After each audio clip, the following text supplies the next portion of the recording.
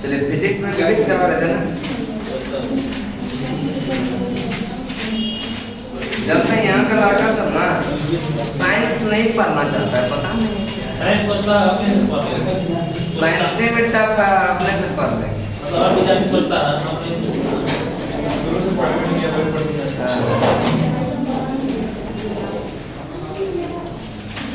खैर बढ़िया है कि नहीं।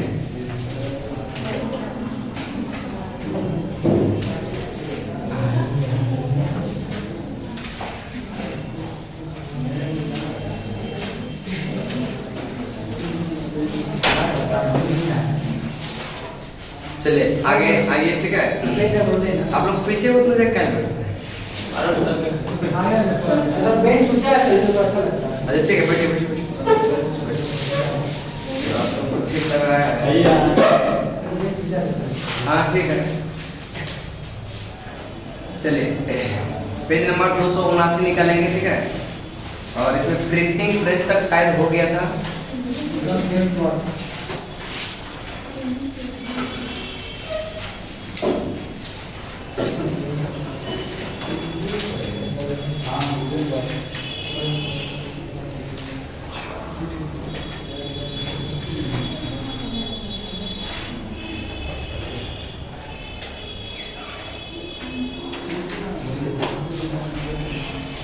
पाकिट मीटर या कार्टन मैगी, किसने?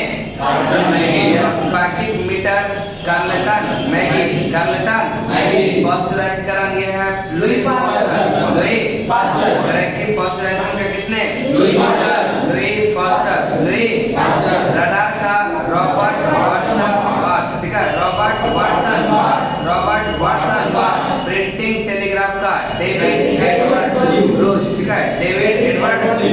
रेडियो टेलीग्राफ का जी मार्कोनी, रेडियो टेलीग्राफ का रेडियो टेलीग्राफी रेजर का जैकब सिक, रेजर का और रेजर सेफ्टी का है किंग। चलिए एक बार रिपीट करते हैं, बताएंगे पार्किंग मीटर का किसने? Carlton Maggi. पार्किंग मीटर का कार्लटन मैगी। नेक्स्ट है पॉस्चरीकरण का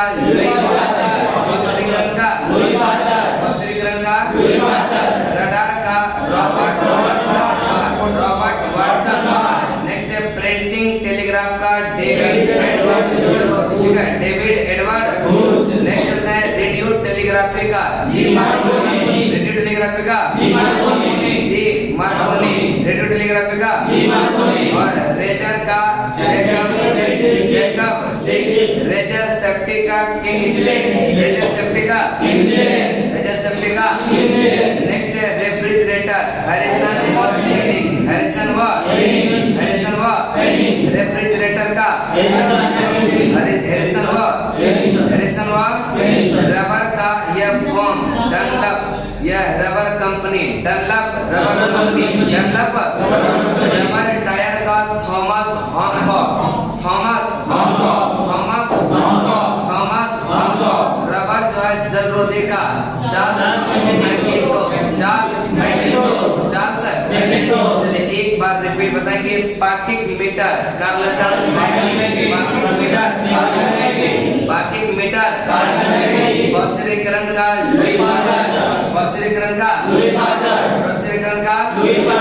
रडार का Robert Watson.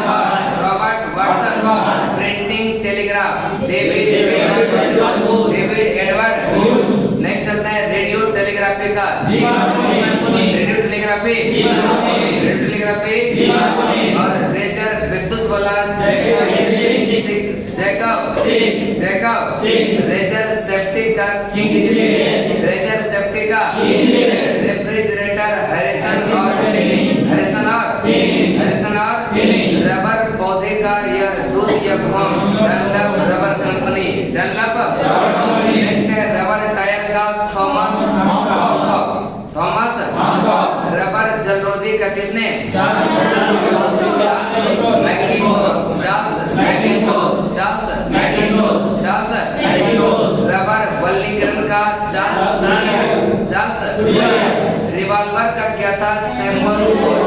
Symbol full symbol revolver का चलिए एक बार रिपीट बताएंगे। Pocket meter Carlton pocket meter औषधीकरण का लुई रडार का Robert Watson printing telegraph David Edward Hughes. ठीक है, डेविड एडवर्ड ह्यूज। नेक्स्ट है टेलीग्राफ रेडियो टेलीग्राफी का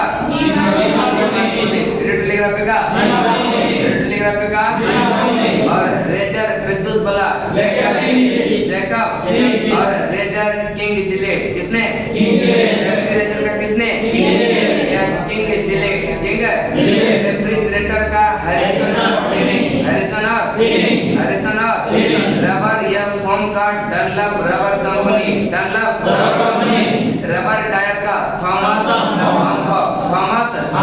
और जब रबर जो है जलरोधी का चार्ल्स मैकिन्टोश। ठीक है, चार्ल्स मैकिन्टोश। रबर का चार्ल्स गुडियर।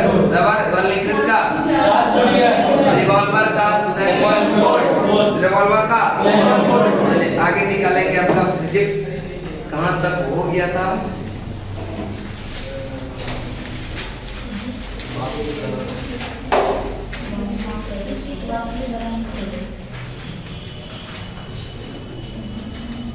प्रसिद्धक होगा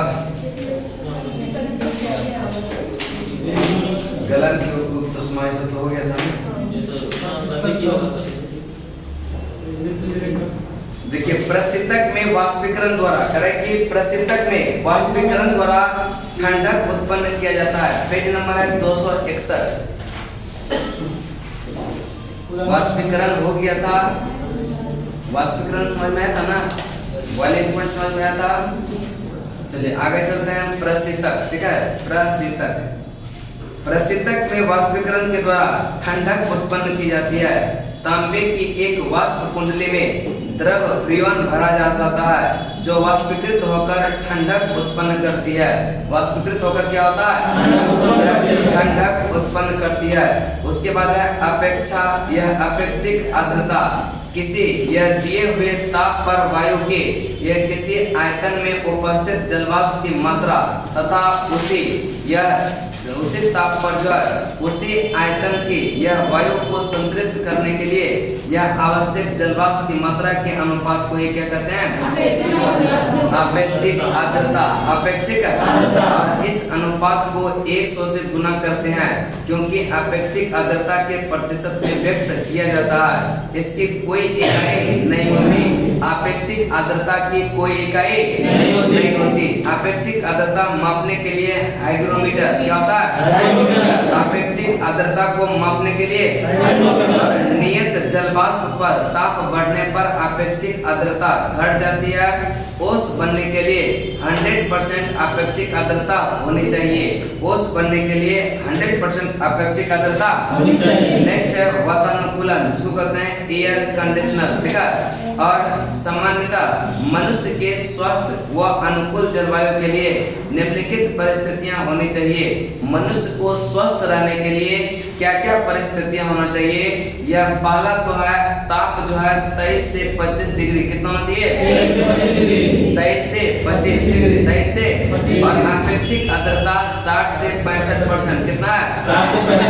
और वायु की गति 0.75 मीटर प्रति मिनट से यह 2.5 मीटर प्रति मिनट तक होनी चाहिए। वायु की उष्मागतिकी थर्मोडायनामिक्स। उष्मागतिकी का प्रथम नियम कहता है कि उष्मागतिकी का प्रथम नियम मुख्यतः ऊर्जा संरक्षण को प्रदर्शित करता है।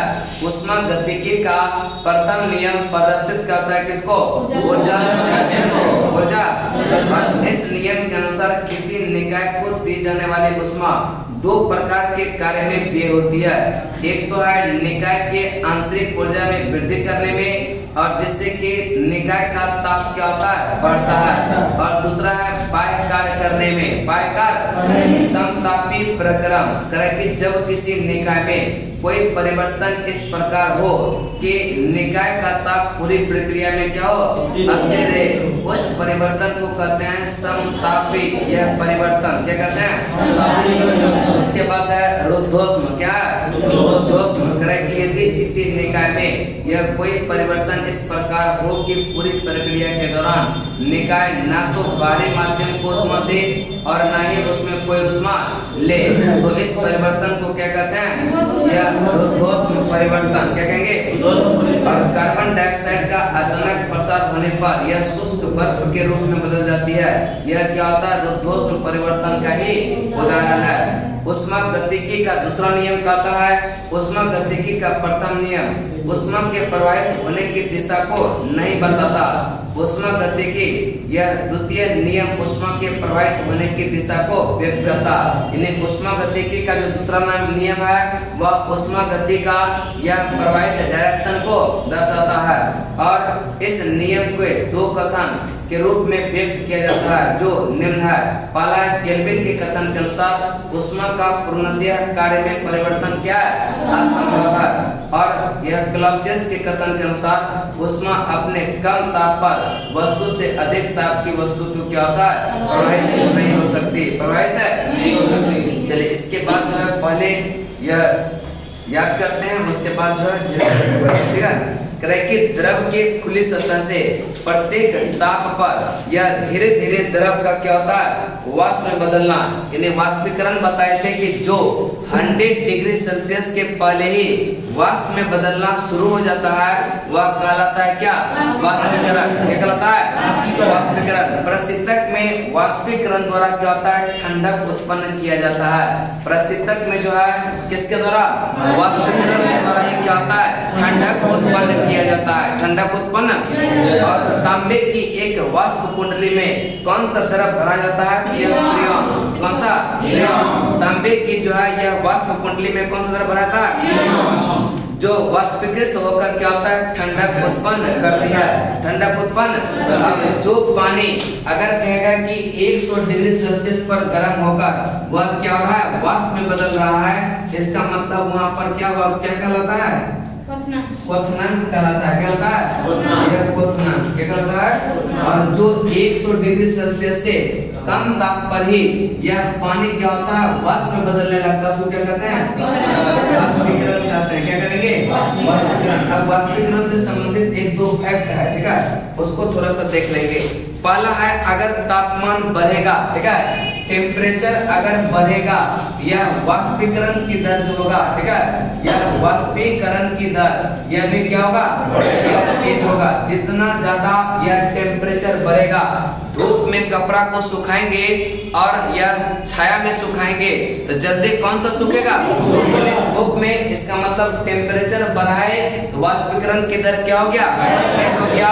उसके बाद दूसरा है आर्द्रता, ठीक है, आर्द्रता अगर घटेगा, ठीक है, यानी कि आर्द्रता, ह्यूमिडिटी, आर्द्रता, ठीक है, आर्द्रता को अगर हम बढ़ाएंगे यह वाष्पीकरण की दर क्या होगा? वाष्पीकरण की दर क्या होगा? घटेगा। अब देखिएगा बरसात के दिन में, ठीक है, बरसात के दिन में वायु में बहुत ज्यादा आर्द्रता होती है कि नहीं? इसीलिए से कपड़ा जब सूखने के लिए दीजिएगा यह ठंडा में भी जल्दी सूख जाता है, क्योंकि अभी का वायु शुष्क रहता है, ठीक है, शुष्क रहता है। और बरसात के दिन में वायु क्या होता है? आर्द्रता भरा होता है, नमी भरा हुआ रहता है, ठीक है। इसीलिए से बरसात के दिन में कपड़ा क्या होता है? यह धीरे धीरे सूखता है, यह जल्दी सूखता नहीं है। और आर्द्रता को बढ़ाएंगे इसका मतलब वाष्पीकरण क्या होगा? कपड़ा धीरे धीरे सूखेगा कि नहीं? यानी कि टेम्परेचर को बढ़ाए यह वाष्पीकरण क्या हुआ? बढ़ा, ठीक है, वाष्पीकरण की दर तेज हुआ। अगर जो है आर्द्रता को बढ़ाएंगे तो यह क्या होगा? वाष्पीकरण घटेगा, वाष्पीकरण की दर क्या होगा? और अगर जो है टेम्परेचर को घटाते यह वाष्पीकरण की दर भी क्या होता? कम होता। अगर आर्द्रता को घटाते यह वाष्पीकरण की दर क्या होता? तेज हो जाता, होता कि नहीं? उसके बाद यह एरिया पर भी डिपेंड करता है, ठीक है। और एरिया, अब देखिए कि कपड़ा भून के रहिए और उसको ऐसे ही रख दीजिए, ठीक है, ऐसे रख दीजिए, यानी कि क्षेत्रफल, ठीक है, क्षेत्रफल को अगर कपड़ा धुल के लाए और उसको रख दिए, वो देखिएगा 2-3 दिन के बाद भी ढंग से नहीं सूखता है। लेकिन उसको फैला देंगे, उसको जो है यहाँ पे फैला देंगे तो इसका क्या हो जाएगा, यहाँ पे वाष्पीकरण की दर क्या हो जाएगा, बढ़ जाएगा कि नहीं, बढ़ जाएगा ना। इसीलिए ये 3 पॉइंट याद रखिएगा कि टेम्परेचर बढ़ाएंगे, वाष्पीकरण की दर भी क्या होगा, बढ़ेगा। टेम्परेचर यानी आर्द्रता को बढ़ाएंगे, यह वाष्पीकरण की दर कम होगा। और अगर एरिया को बढ़ाएंगे, यहाँ पे वाष्पीकरण की दर क्या होगा, यह बढ़ जाएगा, क्या हो जाएगा, बढ़ जाएगा। उसके बाद है वायु की गति, ठीक है। वायु की गति की बात करते हैं, देखिए वायु की गति, ठीक है। वायु गति पर क्या होता है, तो जब जो है हवा नहीं चल रहा होता, ठीक है, तो देखिएगा बस एग्जांपल कपड़ा से ही देते हैं, ठीक है। यह वायु नहीं चल रहा होता तो क्या होता है, कपड़ा धीरे धीरे सूखता है। लेकिन अगर रूम में पंखा फैन भी चला दीजिएगा तो क्या होता है, कपड़ा जल्दी सूख जाता है कि नहीं। आप रूम में ऐसे ही कपड़ा रख दीजिए और छोड़ दीजिए, नहीं सूखेगा। लेकिन फैन चला देंगे, जल्दी सूख जाता है कि नहीं। इसका मतलब वाष्पीकरण की दर वहाँ क्या होता है, इसका मतलब वायु की गति ही अगर बढ़ाएंगे, यह वाष्पीकरण क्या हो जाएगा, वाष्पीकरण क्या हो जाएगा, यह बढ़ जाएगा, बढ़ेगा कि नहीं। यह ये भी है। उसके बाद है अपेक्षिक आर्द्रता। अपेक्षिक आर्द्रता जो है यह क्या होता है, जल की मात्रा, जलवाष्प की मात्रा, ठीक है। अपेक्षिक आर्द्रता याद रखिएगा कि जलवाष्प की मात्रा, चूंकि इसका कोई यूनिट नहीं होता, यूनिट लेस होता है, चूंकि यह क्या है, यह रेशियो है, क्या है, रेशियो है। यह अपेक्षिक आर्द्रता का कोई यूनिट नहीं होता, ठीक है। इसको मापा जाता है किससे,